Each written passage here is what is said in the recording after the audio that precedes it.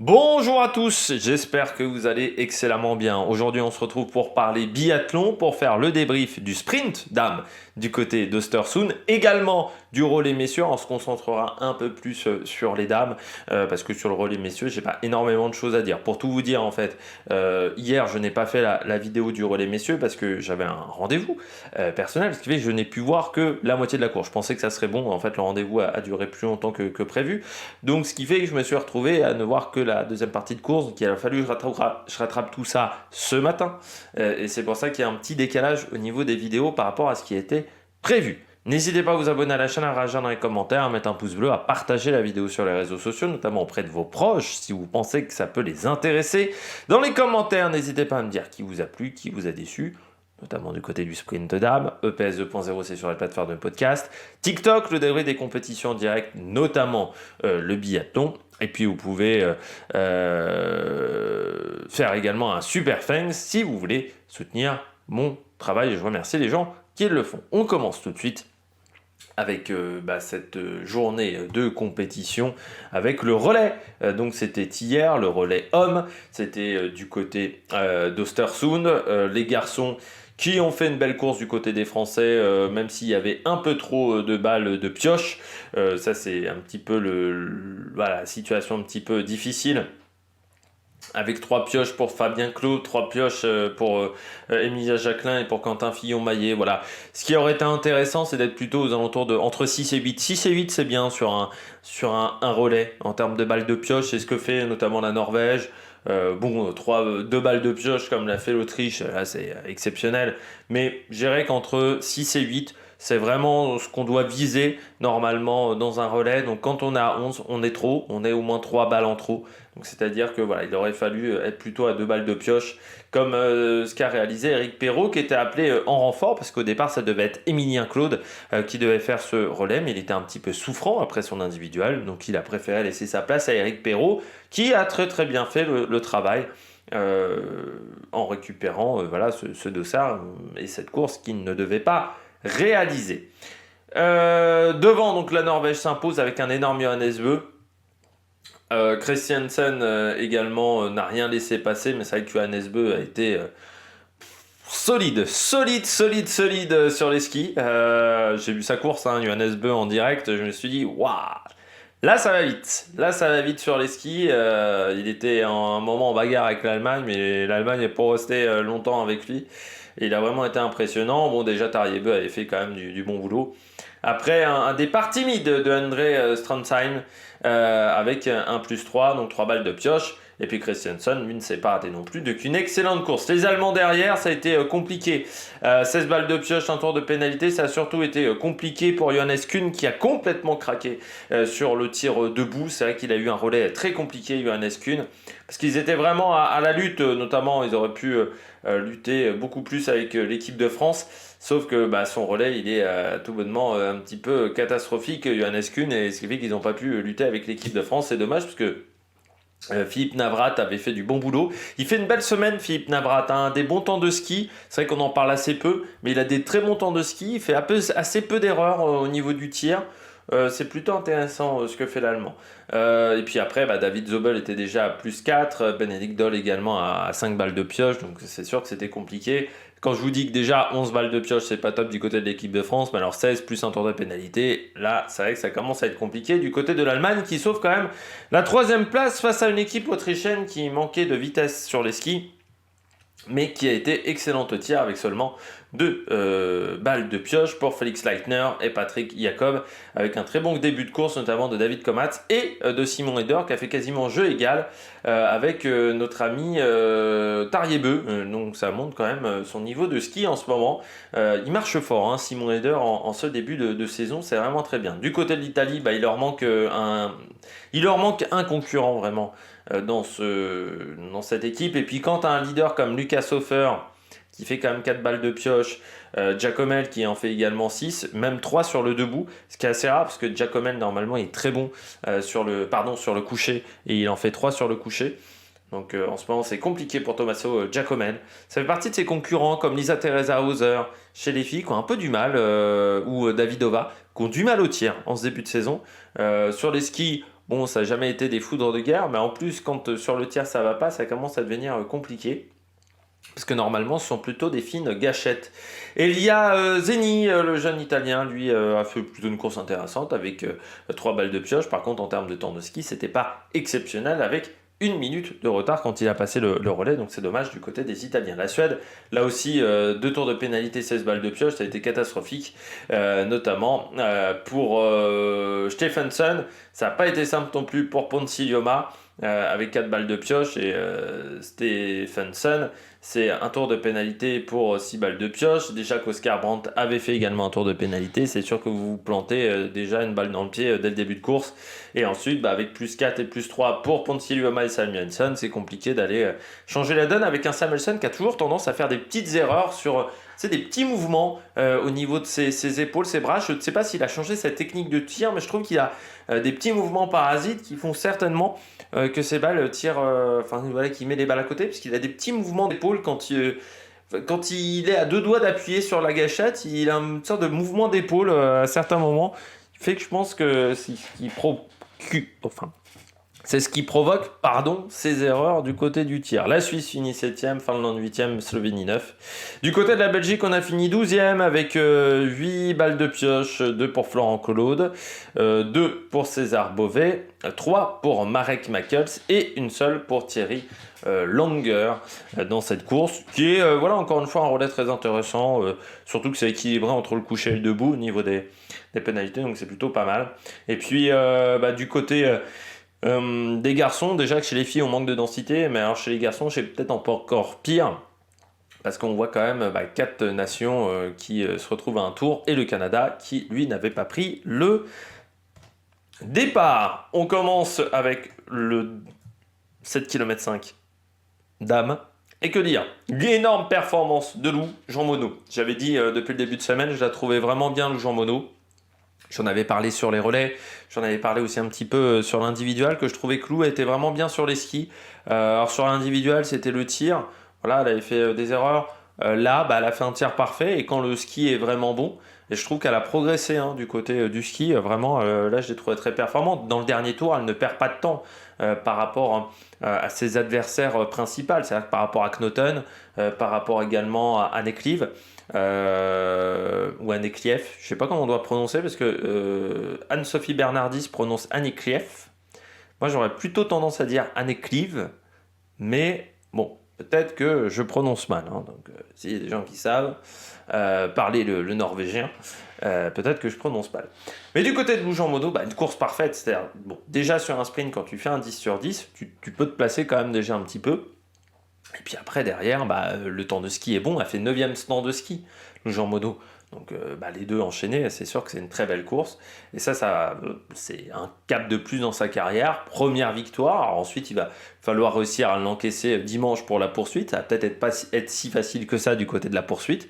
Mais elle peut être contente de sa course. Et puis une première victoire, ce qui veut dire que quand tu vas repartir à l'entraînement aussi, pendant la pause de Noël, tu vas repartir avec de la motivation énormément. Et ça va lui faire du bien. On continue donc avec Knoten et Anne Clive. D'un côté comme de l'autre, on a fait une erreur. Knoten, vraiment son tir debout, excellent. Son tir debout. Elle est allée très très vite. Il a été diffusé en direct. Son tir debout, Knoten, c'était du solide. Ça allait vite entre chaque balle. Donc ça, très très bien. Anne Clive, 3e. C'est sur le debout, ou je crois que c'est sur les dernières balles qu'a fait l'erreur. Je crois. Non. J'ai une bêtise, je confonds avec une Suédoise. Je ne sais plus, mais je crois que je confonds avec une Suédoise. Donc, je ne vais pas dire de bêtises. Mais du côté d'Anne Clive, donc, on rate une balle sur le debout. 17 secondes 6. Le temps de ski est pas mal d'Anne Clive, comme de Knoten. Là, je suis sur le data center. Anne Clive, alors Knoten est 6e temps de ski.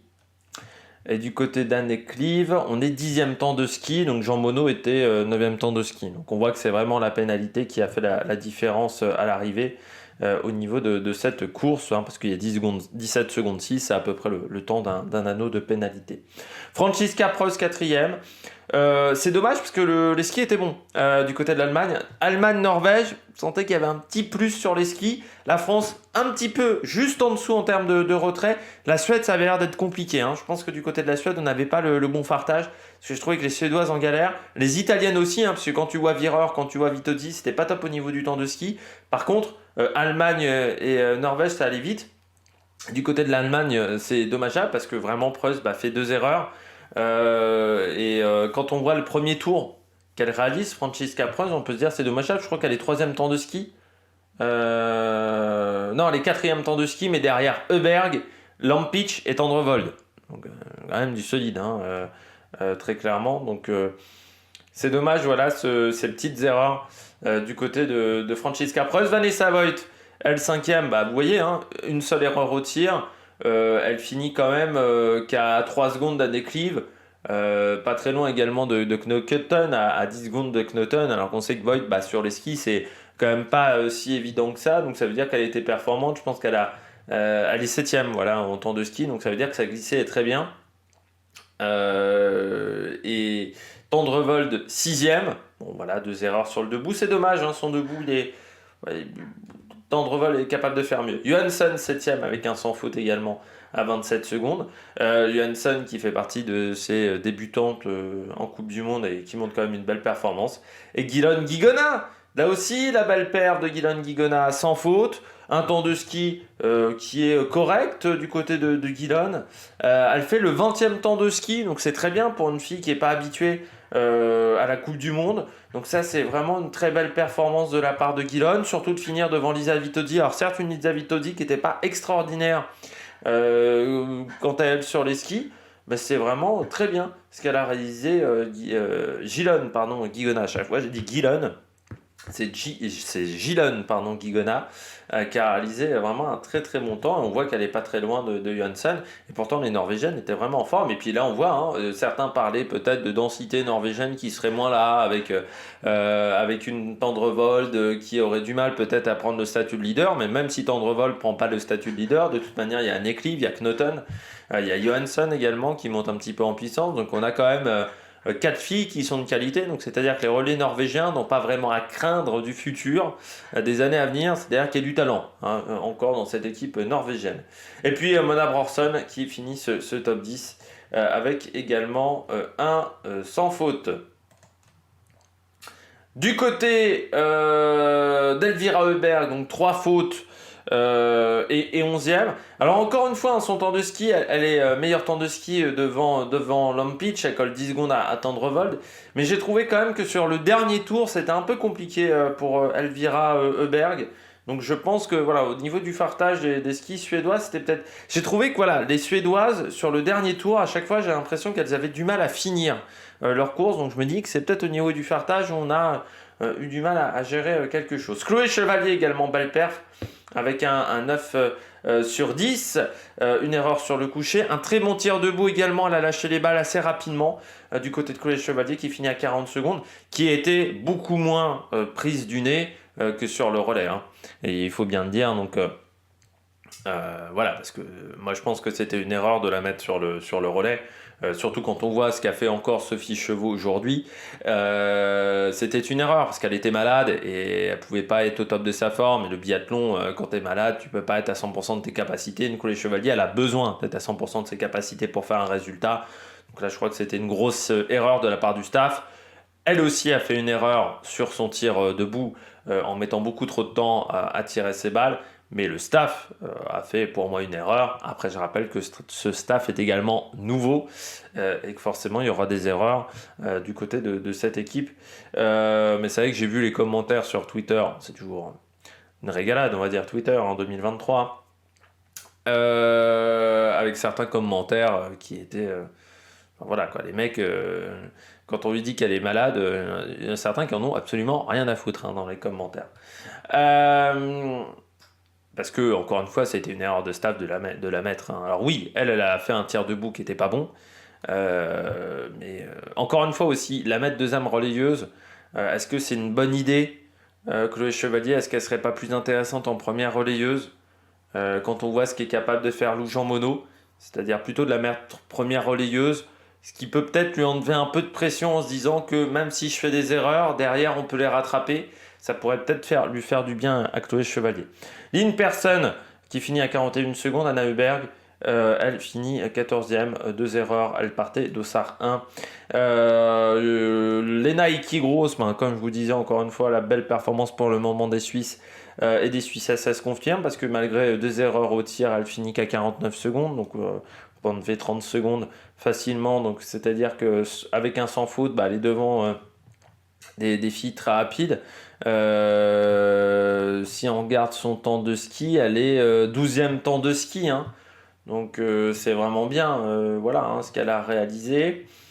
Et puis Anna Heuberg, Lena Iki-Gross, Julia Simon, 16e. Pas exceptionnel aujourd'hui sur les skis. Et puis encore des fautes au tir, hein, donc c'est vrai qu'elle n'arrive pas à faire un sans faute. Elle était 14e temps de ski, elle est capable de faire mieux. Elle est quand même à 45 secondes d'Elvira Heuberg. C'est beaucoup. Elle est à 30 secondes de Francesca Preuss, par exemple. Hein. Même Justine Brezaz est plus rapide. Donc c'est vrai que ça c'est un petit peu compliqué. Et puis Dorothea Wierer, Rebecca Passler, Wierer qui a eu elle aussi beaucoup de mal à finir. Elle perd beaucoup de temps dans le final.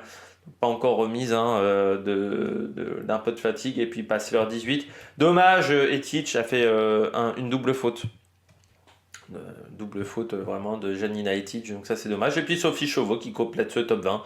Voilà, encore une fois avec 2 fautes. Les jambes sont là pour Sophie Chauveau. Il lui manque un peu de précision au tir, mais les jambes sont bonnes. Sophie Chauveau, elle finit en temps de ski, 11e temps de ski, donc dans les temps d'Anne Clive. Voilà. Et de Heikki Gross, donc à 36 secondes, donc elle est à... si on regarde une Vanessa Voigt, elle est à 10 secondes de Vanessa Voigt qui est à 7e temps de ski, donc c'est plutôt bien. Elle est pas très loin d'une Anna Heuberg, hein. Donc c'est plutôt intéressant de la part de Sophie Chauveau. Lisa Teresa Hauser, elle a fait encore une erreur au tir, mais surtout le temps de ski, la place à 1,05, donc elle perd quand même beaucoup trop de temps sur les skis. L'Otelli 23e, la belle, c'est vraiment pas mal. Et puis Justine Brezaz, qui fait quasiment la même course que Lampic. Alors on pourra dire qu'elle a fini devant Lampic. 4 pénalités, c'est beaucoup trop sur un sprint. Alors heureusement, c'est qu'elle profite du fait que devant, ça n'a pas été si rapide que ça. Elle avait un très bon temps de ski, Justine Brezaz. Elle est 3e temps de ski. Donc ce qui fait qu'elle est à 1,19, ce qui est encore jouable pour au moins un top 6, top 7 sur la poursuite de dimanche. Donc il y a encore des choses à faire, surtout qu'elle sera avec Lampic, donc elles pourront se tracter l'une l'autre dans le premier tour. Donc c'est des filles qui peuvent vraiment... Justine Brezaz, elle peut peut-être remonter si elle a un tir de qualité. Ça peut peut-être le faire. Et puis je crois que nous avons vu toutes les Françaises. Les sœurs Gasparine, c'est pas incroyable, Anita Gasparine aujourd'hui en termes de temps de ski. Peut-être un peu de fatigue. Davidova qui a du mal au tir. 3 fautes, c'est pas habituel chez Marketa Davidova. Et puis bon, une 51, c'est un peu lent aussi sur les skis.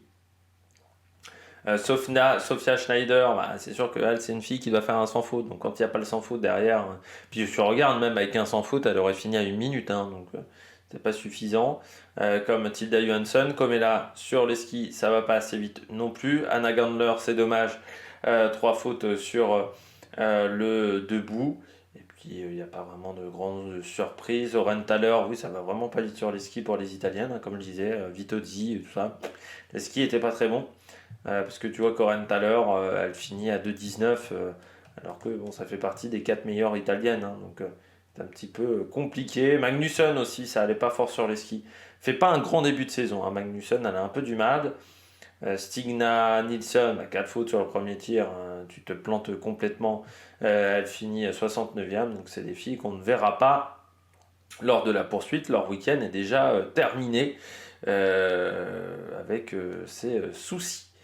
Nous, on se retrouve donc demain pour le sprint des garçons, et puis il y aura bien entendu dimanche les 2 poursuites, donc il y aura encore 2 vidéos sur ce week-end d'Östersund, ce week-end d'ouverture. N'hésitez pas à vous abonner à la chaîne, à réagir dans les commentaires, à mettre un pouce bleu, et puis nous on se retrouve pour de nouvelles aventures, puis n'oubliez pas, il y a un top 10 cyclisme encore ce soir qui arrive sur la chaîne. Allez, ciao ciao.